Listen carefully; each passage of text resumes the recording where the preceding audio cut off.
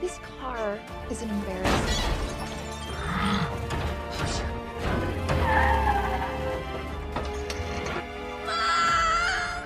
Sesampainya mereka berdua di garasi, Charlie meminta Bumblebee untuk tidak keluar dari ruangan tersebut karena dia akan bekerja. Akan tetapi di siang itu Bumblebee merasa bosan dan mulai mengintip ke dalam rumah Charlie. Akan tetapi karena ukuran dirinya yang sangat besar, justru dirinya membuat seisi ruangan tersebut hancur berantakan.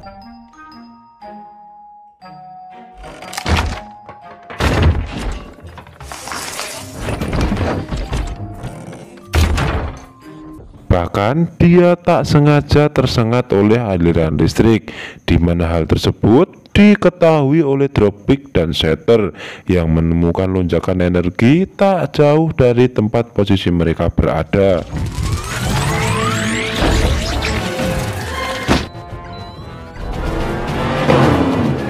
Dan tak buang-buang waktu, mereka berdua dibantu oleh pasukan Sektor 7 meluncur menuju ke titik Bumblebee berada. Sedangkan di tempat kerja, Charlie mendapat telepon dari Memo untuk segera pulang.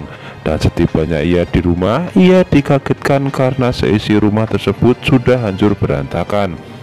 Spontan, Charlie langsung memarahi Bumblebee yang ketika itu tengah bersembunyi di balik kursi. Karena ketakutan melihat Charlie marah, akhirnya Bumblebee memilih untuk pergi dan keluar dari sana. Tak hanya itu, ternyata di sore hari sang ibu baru saja pulang yang terlihat shock dan mulai memarahi Charlie karena dia selalu membuat masalah dan selalu menggerutu. Mendengar hal tersebut, Charlie menjawab bahwa semua itu ia lakukan karena sang ibu tak pernah peduli terhadapnya, terlebih semenjak dirinya menemukan kebahagiaan baru bersama ayah tirinya. Atas kejadian tersebut, Charlie mengajak Memo untuk menaiki mobil Bumblebee dan pergi ke suatu tempat. Di sini Memo mulai menenangkan Charlie yang ketika itu terlihat sangat kecewa dengan ibunya. Tak mereka sadari, ternyata posisi mereka sudah ditemukan oleh Decepticon yang langsung menghadang mereka berdua dibantu oleh pasukan Sektor 7.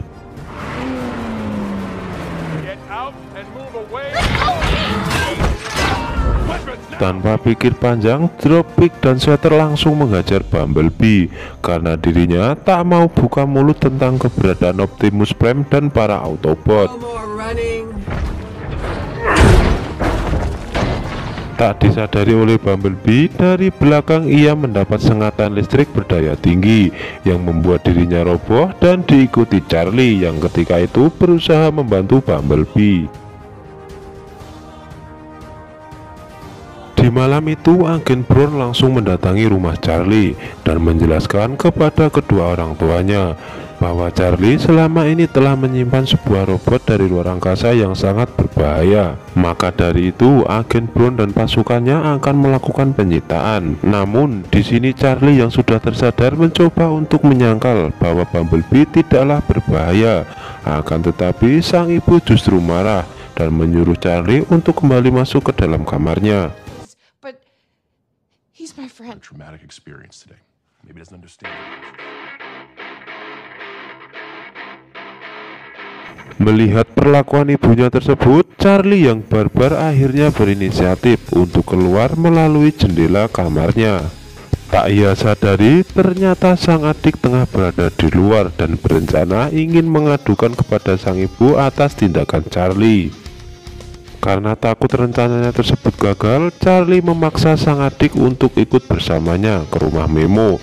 Yang di sana mereka melihat sebuah berita di televisi tentang pasukan Sektor 7 yang membuat sebuah pangkalan militer dadakan di sekitar mereka. Atas berita tersebut, Charlie meyakini bahwa Bumblebee disekap di area tersebut. Di sini Charlie meminta adiknya agar tak mengatakan apapun akan aksinya tersebut terhadap ibu mereka. Sedangkan di pangkalan udara tersebut, Dropkick dan Shatter mulai menginterogasi Bumblebee sembari terus menghajarnya. Sedangkan di luar, Charlie dan Memo menerobos masuk ke dalam pangkalan udara tersebut. Tak diduga, saat Dropkick menghajar Bumblebee, dia memunculkan sebuah pesan dari Optimus Prime.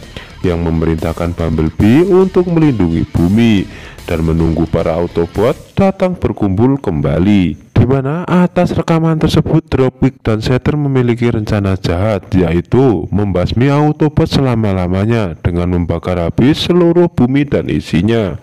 Ternyata dari kejauhan percakapan mereka berdua diketahui oleh Agen Powell yang langsung menghubungi Agen Brown tentang rencana jahat dua robot tersebut, dan sesaat kemudian sebuah serangan Dropkick menewaskan Agen Powell.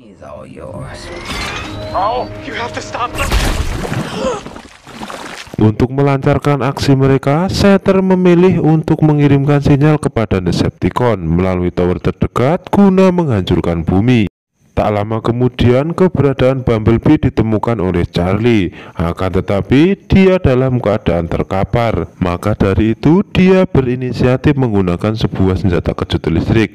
Akan tetapi Bumblebee tak kunjung bangkit. Saat Charlie putus asa, dari belakang ternyata Bumblebee masih hidup. Bahkan atas sengatan listrik tersebut, memori Bumblebee pulih seperti sedia kala. Akan tetapi tak lama kemudian pasukan Sektor 7 yang dipimpin oleh Agen Brown juga sampai di area tersebut, di mana mereka langsung meledakkan area pintu masuk.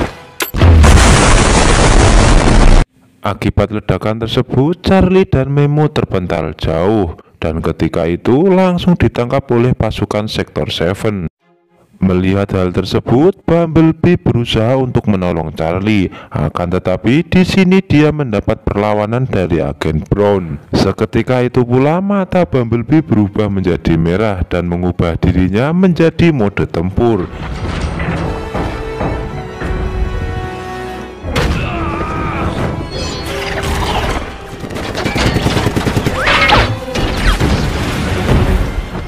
Melihat Bumblebee yang ngamuk, Charlie berusaha untuk menenangkan dirinya dan menghentikan aksi brutalnya tersebut. Alhasil mata Bumblebee pun berubah normal seperti biasa, dan ketika itu dia berniat untuk menggagalkan rencana Dropkick dan Shatter. Lantas Bumblebee berubah menjadi mobil agar Charlie bisa ikut bersama dirinya. Akan tetapi dari belakang pasukan Sektor 7 juga sedang menuju ke arah mereka. Kemudian aksi kejar-mengejar pun tak bisa terhindarkan. Beruntung di tengah jalan Charlie bertemu dengan ibunya yang juga menaiki sebuah mobil. Mengetahui Charlie di posisi yang benar, sang ibu mulai mengacaukan jalur lalu lintas dan menghentikan kejaran Sektor 7 terhadap putrinya. Get out of the way!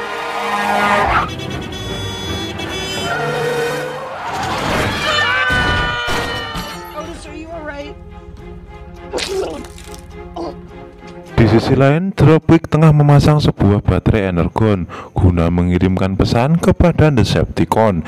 Sementara di bawah tower, ternyata Bumblebee telah sampai di area tersebut. Yang ketika itu langsung menyuruh Charlie bersembunyi di sebuah kotak besi, karena kali ini akan sangat berbahaya jika dia ikut.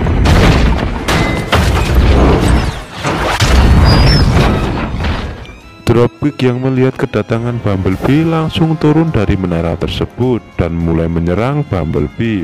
Naas serangan dari Dropkick meleset dan mengenai tempat persembunyian Charlie. Tak mau berpangku tangan, Charlie keluar dari tempat persembunyiannya, kemudian berlari menuju tower menara tersebut.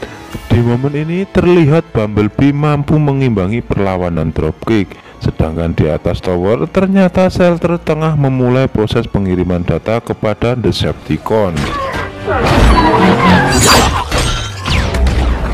Tak lama kemudian muncul sebuah helikopter tempur. Ternyata itu adalah Agen Brown yang mencoba menghentikan aksi dari Shelter. Sedangkan di bawah, Bumblebee terus berusaha melawan Dropkick yang saat itu merubah dirinya menjadi sebuah pesawat tempur, di mana Bumblebee pun langsung melemparkan sebuah rantai guna menahan Dropkick agar tidak kabur dari sana. Saat rantai tersebut ditarik, Dropkick langsung meledak. Tak jauh berbeda dengan Dropkick, di mana agen Brown juga terkena serangan dari shelter yang membuat heli yang ia naiki terjatuh. Beruntung di sini Bumblebee berhasil menangkap dan menyelamatkan nyawa agen Brown. Di sisi lain, Charlie akhirnya sampai di atas tower dan bermaksud untuk melepas baterai energon. Shelter yang melihat hal tersebut langsung berubah menjadi sebuah pesawat tempur dan ketika itu hendak menembak Charlie. Akan tetapi dari bawah Bumblebee terlebih dahulu menembak dirinya. Charlie yang melihat kesempatan tersebut kemudian dengan cepat melepaskan baterai energon dan menggagalkan proses pengiriman pesan kepada Decepticon. No. Dengan sisa-sisa tenaga, Bumblebee terus berjuang untuk melawan shelter yang menggiringnya ke sebuah dam. Saat Bumblebee terpojok dan hampir saja tewas, Bumblebee berinisiatif untuk menembak dam tersebut dan ternyata membuat sebuah air bah yang sangat besar, di mana air bah tersebut menyeret sebuah kapal yang menabrak shelter hingga hancur. You kill us both.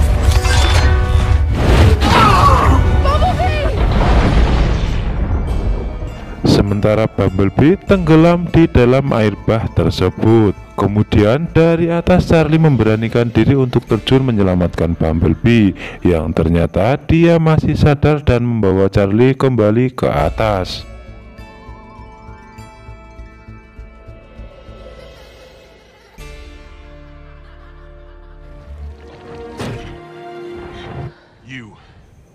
Di permukaan ternyata mereka langsung dihadang oleh agen Brown.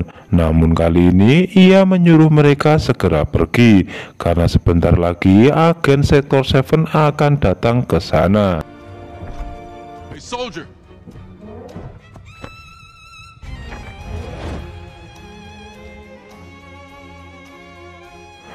Tak hanya itu, ternyata agen Brown juga berterima kasih kepada Bumblebee karena dia telah menyelamatkan nyawanya. Kemudian Charlie dan Bumblebee pergi dari area tersebut. Di hari berikutnya, Charlie membawa Bumblebee ke sebuah pinggir jembatan dan memberi penjelasan kepada Bumblebee di mana dia tak bisa terus bersama karena di sini Charlie akan kembali kepada keluarganya. So do I. Thank you for giving me my voice. Dari kejauhan ternyata Bumblebee melihat sebuah mobil Chevrolet Camaro berwarna kuning yang langsung ditiru oleh Bumblebee.